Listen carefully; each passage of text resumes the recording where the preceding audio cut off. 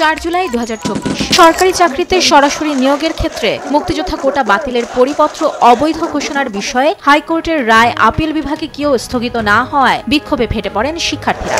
এর আগেই হলে হলে গিয়ে আন্দোলনে অংশ নেওয়ার আহ্বান জানায় শিক্ষার্থীরা।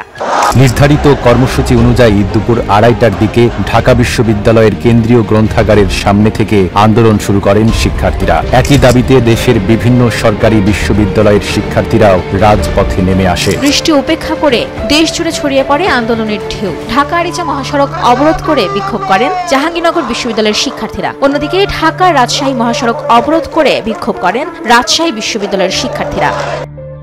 অবরোধ চলাকালে পাশেই বিপুল সংখ্যক পুলিশ সদস্য অবস্থান করলেও শুরুতেই শিক্ষার্থীদের বাধা দেননি তারা। বিকেল 5টার দিকে পুলিশ সদস্যরা হেলমেট পরে প্রস্তুত হলে তাদের মুখোমুখি হয়ে পড়েন আন্দোলনকারীরা। সন্ধ্যা 6টার পর নতুন কর্মসূচি ঘোষণা করে 4 দফা দাবি আদায়ের হুঁশিয়ারি দেন আন্দোলনের সমন্বয়ক নাহিদ ইসলাম। সমাবেশ থেকে ডাক দেওয়া হয় ছাত্র ধর্মঘটের।